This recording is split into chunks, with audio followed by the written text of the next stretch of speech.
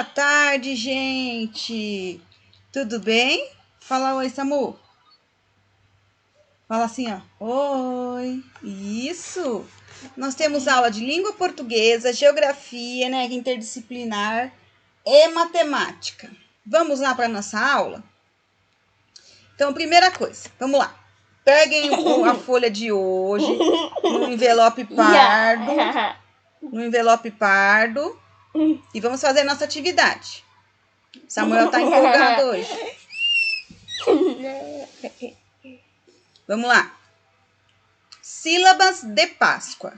Antes de começar a atividade, faça uma legenda de cores para as classificações de palavras por quantidade de sílabas a seguir. Então, tem aqui monossílaba, dissílaba, trissílaba e polissílaba. Monossílaba é uma sílaba. Por exemplo, mão, só, pé. Isso é monossílaba, tem uma sílaba só. Dissílaba tem duas sílabas. Café, sofá, certo? Trissílaba tem 3 sílabas. Cavalo, moleque, cabelo. E polissílaba tem 4 sílabas ou mais. Por exemplo, quantidade, classificações, atividade, certo? Então, vamos lá. Monossílaba, eu vou pintar esse quadrinho de amarelo. Monossílaba, amarelo. Dissílaba, azul. Dissílaba, azul. Trissílaba, vermelho. Trissílaba, vermelho. E polissílaba, verde. Combinado? Então, é azul, amarelo, vermelho e verde. Certo? Então, vamos lá. Agora, leia as palavras dentro dos ovos de Páscoa e descubra quantas sílabas cada palavra possui. Contorne os ovos da cor correspondente da legenda. Por exemplo, tio. Quantas sílabas tem a palavra tio? Aí eu vou olhar lá na legenda se é monossílaba, dissílaba, trissílaba e polissílaba. E vou contornar aqui, ó. Não é para pintar todo o ovo, é só fazer um contorno do ovo de acordo com a legendinha. Se é amarelo, se é azul, se é vermelho ou se é verde. Por exemplo, a palavra caderno, ó. Caderno, trissílaba, né? Então, aqui o monossílaba é amarelo, dissílaba é azul, trissílaba é vermelho e polissílaba é verde. Então, se é trissílaba é vermelho. Então, eu vou fazer um contorno aqui dentro do ovo de vermelho. Certo, gente? Vamos lá. Azul. Azul. Aí vocês vão ler todas as palavrinhas e de acordo com o número de sílabas, vocês vão pintar seguindo a legenda acima. Combinado? Vamos continuar. 3. Escreva as palavras na tabela correta de acordo com a quantidade de sílabas e separe as sílabas. Note que cada grupo de sílabas pode ser agrupado em uma categoria. Como você chamaria cada categoria? Aqui, ó, monossílabas. Então, eu vou olhar aqui nos ovos. Vou ver quem são as palavrinhas monossílabas. Vou copiar aqui na tabelinha. E vou separar as sílabas aqui ao lado. Certo? E aí, vocês vão colocar. Qual seria a categoria monossílaba? As palavras que têm quantas sílabas? Uma sílaba. Dissílabas. Eu vou olhar lá nos ovinhos, vou ver quais palavras têm 2 sílabas, vou colocar aqui abaixo e vou separar aqui na frente, certo? Depois, trissílaba. Vou olhar lá nos ovinhos, ver quais palavrinhas têm 3 sílabas, vou separar aqui na frente e depois vou colocar qual é a categoria que pertence. E, por último, a polissílaba, que são 4 sílabas ou mais. Combinado? Aí eu vou copiar as palavrinhas aqui abaixo e separá-las aqui na frente. Certo? Então, agora vamos lá para a nossa aula de geografia. Vocês vão abrir o livro de vocês nas páginas 16 e 17. Como a professora já falou, eu não tenho o livro de vocês, então eu tiro foto. Então, por isso que tá meio torto, mas nos livros de vocês tá perfeito, combinado? Então, acompanhe a leitura no livro de vocês. Os povos observam o céu. Diversos povos criaram lendas para explicar e dar sentido aos fatos e eventos da vida e do mundo, como os fenômenos da natureza. Essas lendas costumam ser transmitidas oralmente, de geração a geração. Isto é, as pessoas mais velhas da comunidade contam para as mais novas. 8. Como as lendas são transmitidas de uma geração para outra, você conhece alguma lenda? Conte-as para os colegas ou para o professor. Vocês vão escrever aqui embaixo qual é a lenda que vocês conhecem, certo? Se vocês conhecem alguma lenda, eu conheço a lenda do Saci, a lenda do lobisomem, a lenda da mula sem cabeça. Qual lenda vocês conhecem? Leia uma lenda do povo indígena Carajá sobre a origem da lua e das estrelas. Em seguida, responda as questões. Então, vamos lá, eu vou fazer a leitura da lenda. Gente, desculpem esse barulho de cachorro, é que meu cachorro está empolgado hoje. A origem da lua e das estrelas. Vamos lá? No princípio do mundo, não havia noite nem lua. Apenas o sol brilhava triste e solitário, olhando eternamente o sol. Todos lamentavam não existir a noite, e por esse motivo, os animais não conseguiam dormir. Corria a lenda que os índios Carajá, de que a noite vivia prisioneira dentro de um copo de tucumã, guardado no mais fundo dos rios pela boiúna, a grande serpente. Naquela época, aconteceu o casamento de Tuilá, filha de Boiúna, com o índio Aruana. Certa vez, Aruanã disse à sua mulher, Tuilá, estar muito sonolento, mas que não conseguia dormir, pois não havia noite. Com pena do marido, a Índia resolveu enfrentar aquele mistério. Para encontrar a noite, era preciso que a Índia invocasse a sua mãe com o chocalho mágico.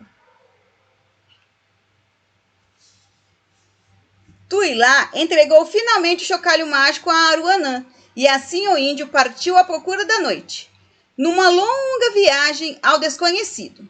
A fim de ajudar Aruanã, o jacaré Arurá disse-lhe que a casa de Boiúna ficava logo abaixo da primeira arara vermelha que ele avistasse no céu.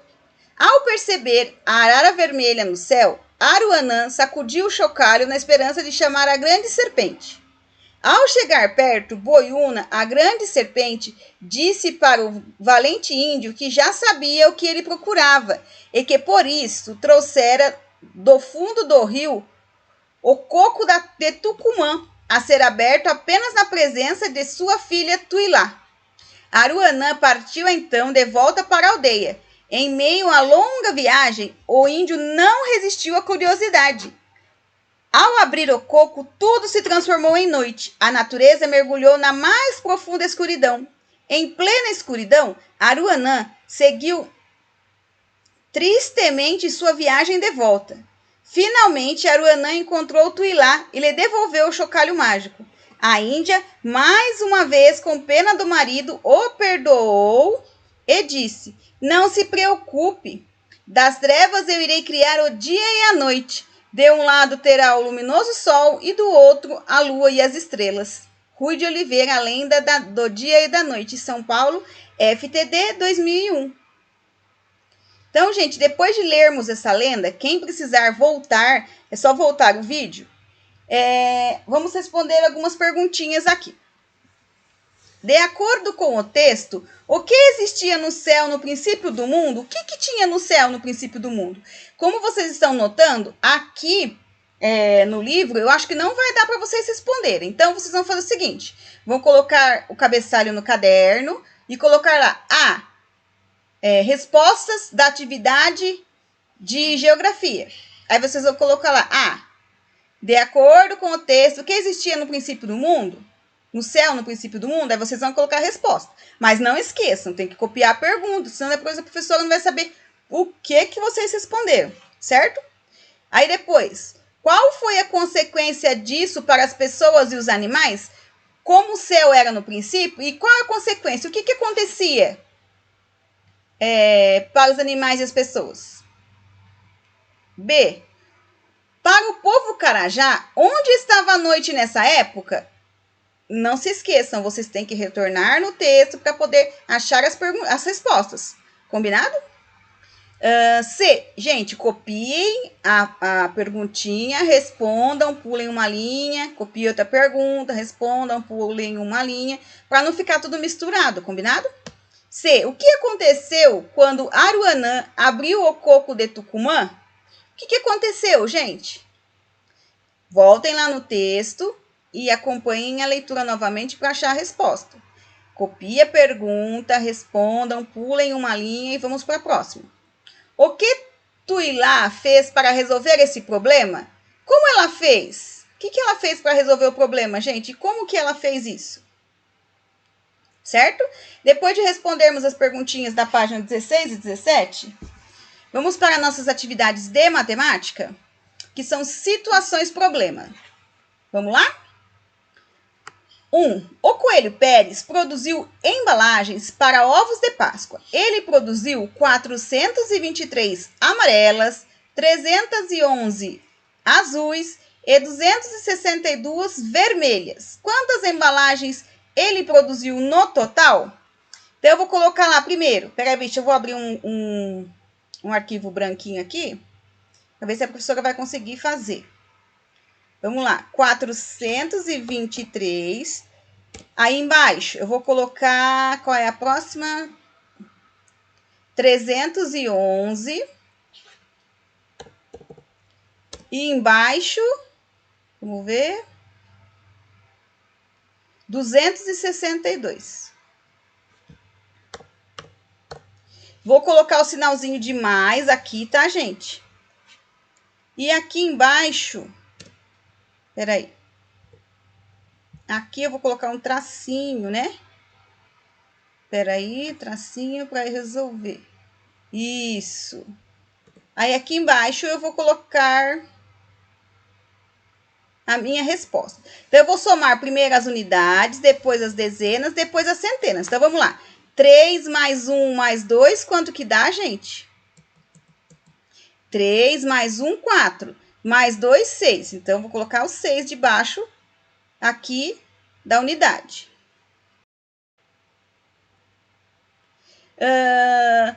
2 mais 1, 3. Mais 6, 9. 4 mais 3, 7. Mais 2, 9 novamente. Então, quanto que vai dar a minha continha? 996. E é isso que eu vou fazer aqui. Aqui eu vou colocar o cálculo e aqui eu vou colocar a resposta. Qual é a pergunta? Quantas embalagens ele produziu no total? Ele produziu no total 996 embalagens. Certo? Aqui embaixo. 2. A coelha Margarida fez ovos recheados apetitosos para esta Páscoa. Observe atentamente na tabela os ovos feitos e as quantidades. Então, eu tenho aqui ovos tradicionais, 567. Prestígio, 342. Trufado, 156. Maracujá, 235. Paçoca, 333. Branco, 401. Sensação, 321. E mesclado, 350. Então, vamos lá. Faça a tabela ordenando as quantidades da maior para a menor. Ou seja, na ordem decrescente. Então, eu tenho que olhar a tabela aqui, ver qual é a maior quantidade, e aí eu vou ordenar aqui. Da maior para menor, da maior para menor. E aqui eu tenho que saber o sabor dos ovos. Então, eu tenho que acompanhar, gente, a tabela acima, para eu responder. Certo? Vamos ver se eu consigo deixar as duas folhas na mesma página. Vamos ver. Será que dá? Acho que não dá. Pensei que daria. Vamos lá, então. Então, eu tenho que olhar sempre a tabela aqui de cima para resolver a tabela aqui de baixo. Lembrando que é do maior para o menor, que é da ordem decrescente. Combinado? B. Qual é a diferença de quantidade entre o ovo que a coelha Margarida fez mais e o que fez menos? Qual é a diferença entre o maior número e o menor número? Que continha eu tenho que fazer para eu saber qual é a diferença dessas duas quantidades? Do que ela fez em maior quantidade e o que ela fez em menor quantidade. C. Qual é o total de ovos se juntarmos o tradicional, o branco e o mesclado? Então, eu vou olhar lá. O tradicional, o branco e o mesclado. Vamos ver? O tradicional, o branco e o mesclado. Então, eu vou somar o tradicional mais o branco mais o mesclado. E vou fazer a conta que nem a professora explicou lá anteriormente. Para eu resolver nessa questão C. Combinado? Então, gente, por hoje é só. Fiquem com Deus. Não esqueçam de enviar as fotos das atividades para a professora no particular. Fiquem com Deus e até amanhã. Tchau!